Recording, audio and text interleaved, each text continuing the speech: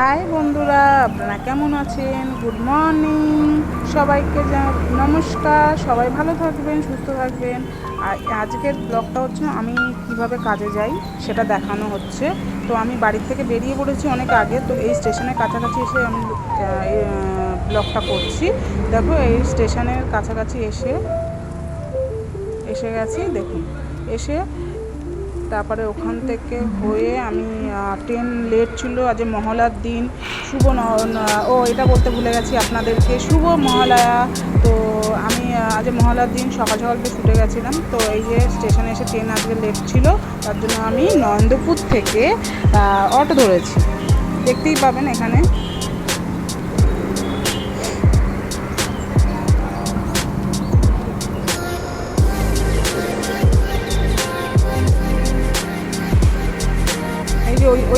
ওই 2 নম্বর প্ল্যাটফর্ম থেকে আমি যাতায়াত করি।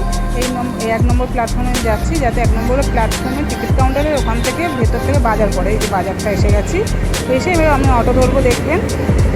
এই যে অটোতে বসবো।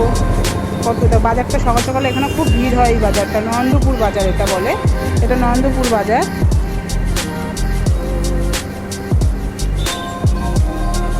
মিনিমাম আমার বাইক থেকে আসতে 15-10 মিনিট লাগে নন্দপুর স্টেশন।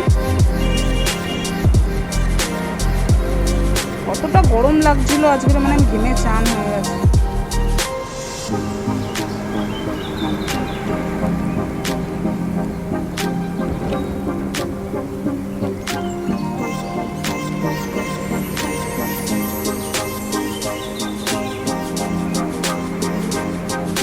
একটু এডিট করে ছাড়তে একটু লেট হয়ে গেছে, কারণ হচ্ছে আমাদের দুটেই কাস্টমার চলে এসেছিলো।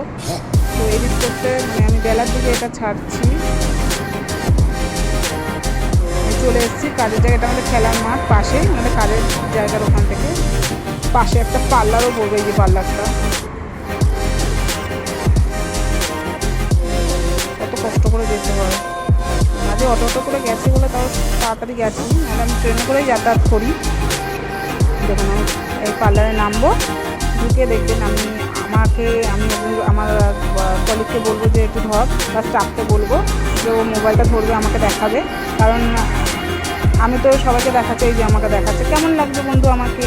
সবাই ভালো লাগলে শেয়ার, কমেন্ট, লাইক করবেন। আর এই যে দেখুন পার্লারটা পুরো দেখাচ্ছি সবাইকে। তো বাই, সবাই ভালো থাকবেন।